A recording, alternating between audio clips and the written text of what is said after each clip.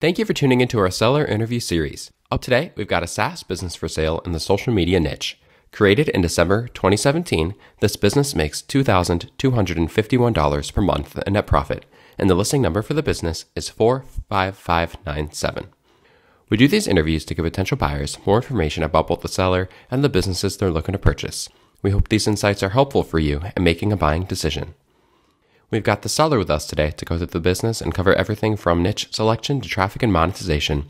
Sean, thank you for coming on here today. How are you doing? I'm fine, thanks. And you? I'm doing fantastic myself. Thank you for getting on here today. I know we've had a bit of a time difference thing, but I'm really glad we're able to work it out, and I'm excited to discuss this unique business with you. But before we dive into the questions that I have for you, I want to go ahead and run through a little quick summary of the business. Again, the business was built in March of 2016, has a monthly revenue of $2,526, expenses of $275 to make for a net profit of $2,251, which is generated on a 6-month average. Included in the sale of this business are the domain with site content and files, an additional domain with a site, Facebook page for customer service and YouTube channel for main site, redirected domain previously used for Pinterest marketing, Facebook page and Pinterest account for second site, and customer email list. Sean, can you tell us a little bit about your background in building and running online businesses? Well, I first started with dropshipping. I was dropshipping to AliExpress, and basically what dropshipping taught me was how to run a real online business, from branding to marketing and to site creation. And dropshipping was basically allowing me to gain the experience I needed in order to help a business like this take off and to get customers. And I've brought on to the new business, and I've taken basically the lessons I learned from dropshipping and using them in what I'm doing now. And you've taken that experience into what you're doing now, and you've created this software, and the software is designed to help customers manage accounts on a popular social media platform. How do you gain new customers? I basically started off with contacting YouTubers to talk about my software, and that brought in a lot of good short-term immediate customers. And that was my solution for the short term, and my solution for the long term was I promoted on social media channels, and the social media channels I focused on were Pinterest. Pinterest was good because it provided SEO and it provided traffic from Pinterest itself, and that helped me build up on the SEO of the site, which we are benefiting now from, because that's basically now our main method of getting characters, and it also brought us some initial Pinterest traffic. So that for a long time was our long-term solution to traffic, and in the immediate short term we benefited from YouTube. I would contact at least 3 or 4 YouTubers, and they would make a blog on YouTube basically about providing tips and solutions within the software's utility, and they'll make a video that would promote the service as well as provide help and advice to their viewers. And most of those viewers would then come and use the software based on the recommendation of the YouTubers. So it was a sort of a good influencer marketing, and it was easier to sort of tap into the specific niche targeting when you work with these YouTubers, as it helps you sort of determine the most likely get a good return to your initial investment. And that basically helped a lot. And YouTube traffic is very consistent, and it's very long term as well. It also gave our site some good SEO and page ranking. And that combination of YouTubers and Pinterest social traffic, as well as the SEO behind that, is what really gave the service its customers. Yeah, and it sounds like you have a great plan for this business, and you've certainly been growing in the last 6 months or so. So why have you decided to sell the business today rather than keep it and continue to grow it yourself? Well, why I decided to sell it is because I'm a young dude. Right now I'm 24 and entrepreneur. I currently have about 5 or 6 different business ideas in completely different markets, and they're still very much in their startup phase, each of them, and it's about time. I have limited time to continue. So selling this would help me also then find further capital for something else that I want to do, and it would give me something even more important, which is more free time, so that I can focus on other business ideas and projects. So you have these other projects, just to clarify, you have these other projects that you want to start and get going, but you need the capital to fund them. The capital and the time. Okay. The capital is not much of an issue because most of the capital from this business in the long term, but at the same, my motivation is mostly time because it gives me more time so I can focus and then get more ideas for my other businesses. The capital isn't so much of a motivation as it is with the time. Yeah, and that totally makes sense. But then that begs the question, how much time does it take to run this business? What do you have to do on a weekly basis to keep it going as it currently is? To keep it going, basically, myself at the moment, I'm in the cruise maintenance phase. I'm just making sure a few customers that contact me via support are happy and things are working, and I just maintain updates. I get updates from programmers. When I pay for the initial software, it comes with unlimited future updates. And when I also pay for software from people that I contract, it's also, you collect your updates from the programmers you initially bought from. And like, if I want something changed, I have a programmer who I constantly go to. I'm also signing up with for the contract for the business is for like tech support. If something goes on that I don't understand, he's always ready to come in and quickly look at it and fix it. But when that has actually happened is usually worst case scenario, and that's been maybe twice in the lifetime of the business. But it was mostly in the beginning stages when I was also still new to the technical aspects of maintaining it as well. I basically had to learn more about managing servers. So it was mostly only because I was transferring the site to a new server, and also understanding proxies, which is a staple expense in this type of software business, is every account that connects to the site needs its own proxy to maintain the account's anonymity and it's for security as well. And yeah, well, currently I spend no more than 4 hours a week directly working on the business, because most of the trials of the business was, I would say, in the first 8 months, and from then it's been very much in a cruise stage of just updating, changing things based on trying to get more conversions, or just trying new branding, like just the small stuff. And yeah, it's all that's basically left is trying to figure out how I can now use paid advertising to 10x the business. That's what I'm actually currently working on. Like, it's mostly just, I'm working on my first YouTube ads now, which I will launch a business. Like, I'm still actively working on the business and trying to grow it. And at the same time, I do have the idea that, of course, if I figure out the YouTube advertising and the business does 10x, I will most likely close the listing, or at least update the pricing for it, because once I figure out the paid advertising, the business will surely increase a lot, because as it is right now with organic traffic gets from SEO on Google, it still has a fairly good sign-up rate and conversion rate. And I'm guessing it can probably be a lot better when I start advertising. So yeah, there's that. And yeah, like, work on YouTube ads, they took me a few hours to make, but like, that's because I do everything myself. You can outsource someone to create ads for you. That's just based on your skill set. But yeah, I make my own ads. Like, all the videos on the site, you'll see their videos. All the videos were made by myself, because before I got into all of this, I studied architecture. And in architecture, you had to learn to create everything yourself at first, so that you have an overall idea of how everything works. And like, all the fancy working in Adobe After Effects with the video and the post-processing, and working Premiere and 3D modeling and all the presentation aspects of executing a project. I've also brought that with me from architecture. So yeah, like, you'll see very top level video on this site, and that's all done by me. So like, that's why I'm also doing the YouTube ads as I'm saying, like if that's not within your skill set, you can always outsource that. And yeah, doing that, and I'm gonna run the ads most likely in a few days, and we'll probably have an update. And as the month is ending now, I'll probably also update the logs, the earnings, and the earnings they've actually gone up. Like there's a surprising jolt in traffic and signups as well this month. And this traffic, it's all organic.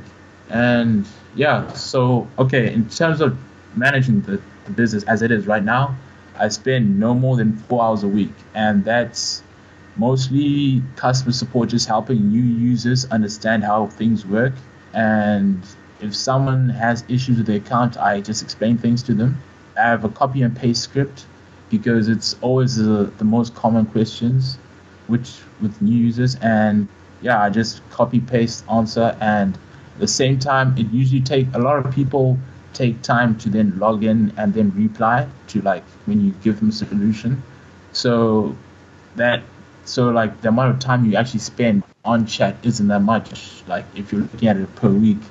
That's why I would say it's no more than 4 hours a week of work, partly comprised of customer chats, ups or communicating into the code, just maintaining the server and preparing marketing, doing the YouTube ads, and yeah, that's about it. But that's so it'll only take about 4 hours to maintain the business per week, and you can outsource a lot of those tasks like you were speaking about. But you also have a freelance programmer who helps with any updates or new features or anything like that. So will the buyer have access to this programmer?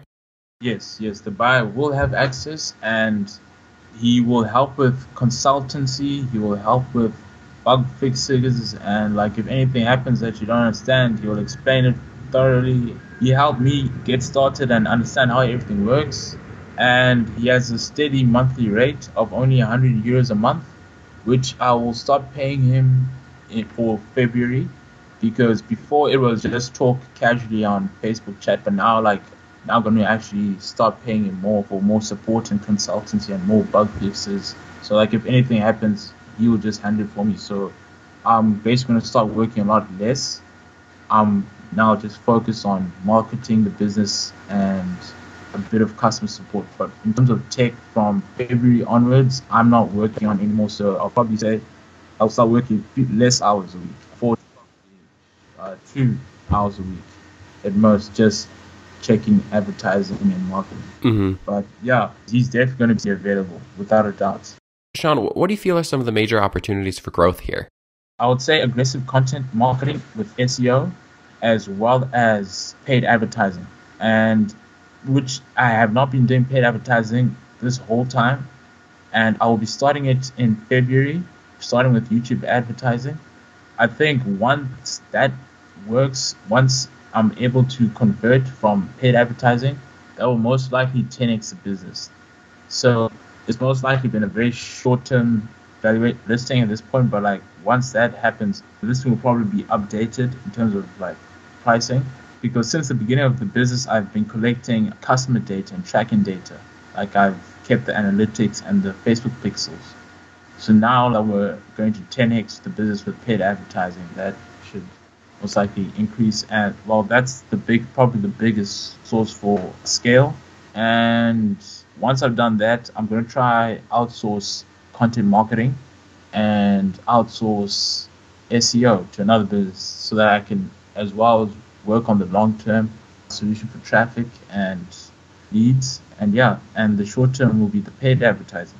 So yeah, just paid ads is most likely the number one priority to scale and to grow the business. And second priority is SEO and content marketing. Sean, you also have this second site here. Can you talk about what the second site's purpose is and how the new owner can use that to grow the business? The second site is a business in the same market, in the same niche, except this business is actually better. And the idea of this business is to sell it and market it as a premium business. And the pricing is higher, and it's basically because there's a competition in my field. I like having a second one just so as a backup plan for in case anything happens within the social media market. For example, should maybe if Instagram shut down, like tomorrow, if Instagram was just not working anymore and it was shut down and Facebook decided it was no longer going to have Instagram, you need a backup. So the second business basically focuses on other social networks that aren't the other popular social network. And yeah, it's an insurance policy that I just basically kept just to make sure that my foothold, my connection within the market niche remains regardless of should one social network fail. Do you feel like there are any potential risks associated with this business that a new owner should be aware of? Yes, in terms of potential risks, this one popular social network, for some reason they made a major overnight update, which is normal in the SaaS business and services and APIs and connections.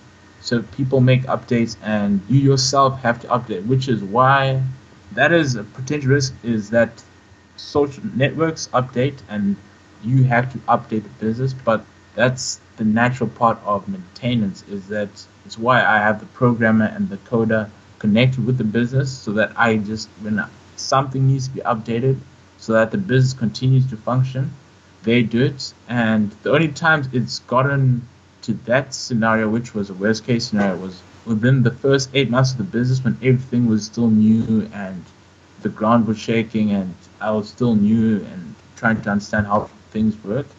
But yeah, I would say is the biggest risk, but it's not the highest in terms of something to be aware of within the immediate future. I would say in 5 years, definitely, like the social network would most likely have changed something. Like you can't have any SaaS or any software business that is not updated, or at least frequently updated. You always have to have updates. Like I would say that's a rule, is that you can't get into this without expecting to at least have a budget or work with a programmer who can make sure that the business is updated. And right now, currently, it's in a cruise period where there are no major updates that are needed. It's been like this for the last, I'd say, since February 2018. It's been like this, where it's sort of smooth in terms of updates. But yeah, it's not really been an issue, especially in 2018. Updates have not really, like, it's only been one major update, but like that was quick and was done and was back to normal. And yeah, you just put maintenance for a few hours and customers don't have a problem with it. And the way the business works is that once you make the update and you switch on the server, things continue to function back as normal. So there's very minimal like effect on the users and customers. But yeah, like you can't get into this sort of business and not expect to at least have to pay every few months or every now and then a programmer to help you make a change and update. But it doesn't happen often. It's not a consistent thing to worry about. But yes, at least within a year you will have a few updates. And most of the updates you'll make are mostly just of personal preference, of maybe you just want to change something. But in terms of functional, vital updates to make the business continue to function, you'll only have to probably make those maybe once or twice a year. But during the year, it's mostly just personal ideas of maybe you want to make a change to something or have something work differently. That's of a personal thing, but that's not vital to the business's function. And yeah, that's my part of it. Sean, would you commit to a non-compete? Yes, I would most definitely commit to a non-compete, which is why I'm giving all the assets that are within the related niche of the business. Awesome. And how much support are you willing to offer a new owner for the transition period? I am willing to offer support for the first 30 days the owner is within the business. I would be happy to Skype with them. I would be happy to communicate with them via Facebook Messenger. I would be happy to be of assistance in the first 30 days. Definitely, no problem. I think it's vital for a SaaS business that you understand how I run the day-to-day things. I'll also, as well, be happy to make videos for the new owner, and so they know the day-to-day tasks, how to manage it. And I'll have a script as well made available for the most common frequently asked questions via customer support. And yes, I'll educate you on potential errors or issues that people might run into, that you can then how to best advise them. And yeah, like I'll make the transition as smooth and simple as possible. Awesome. I'm sure that's pretty comforting to hear if you're someone looking at this, but not having a ton of experience in the SaaS business, in the SaaS model, maybe. And also, just like to point out, I'll just like to point out that I have zero programming knowledge. I am running this SaaS business with zero programming knowledge. I do not know how to code anything to save my life. This is not a business where you are in this business as a CEO, and the coding and how the coding works is of not most of your day-to-day, and you just need to understand the basics of how to install the code and how to manage on a server level, which you will understand within a few minutes of instruction. But most of that you won't even ever have to do, because that was only at the beginning. And yeah, like it's very simple to manage and to overlook. Are you open to negotiating on something like an earnout? No.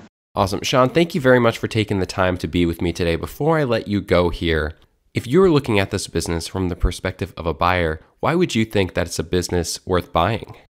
I think it's a business worth buying because it is very simple to get your return of investment, and it is a recurring business. When you make a sale, the same sale is going to return month after month until that user decides to cancel, because it is very stable and it is actually growing. Right now, organic traffic, it has a good sign-up rate. And once I start advertising, you can immediately 10x this business. You could most likely get your return on investment within a few weeks or less if you know what you're doing with paid ads.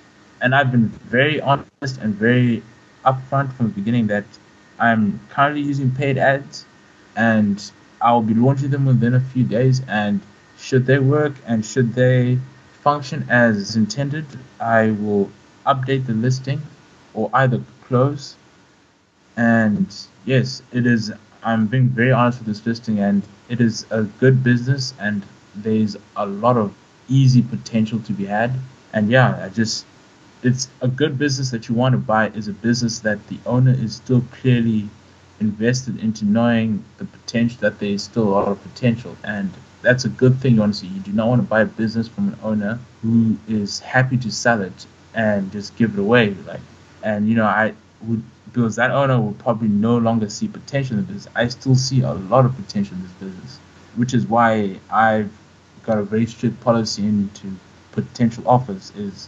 I'm very strict on, I will not negotiate, and should the paid ads that I start launching work, I will update the listing or either close the listing. So it will be available, but it's up to someone. If they're ready to come in now, I'll be ready and happy to sell it.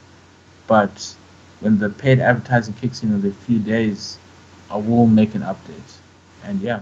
Sean, thank you very much for taking the time to be on here with me today. I really appreciate it. And I'm sure that the listeners feel like they got a lot out of it and understand how this business works. Yeah, thank you. If you're watching this on YouTube, subscribe to our channel. And if you want more information, the link will be below the video that will take you to this marketplace listing. If you are watching this on the listing page and want more information, become a depositor today. When you make the deposit, one of our business advisors will be in contact with you, and you will be given everything you need to review this business. Have a great day.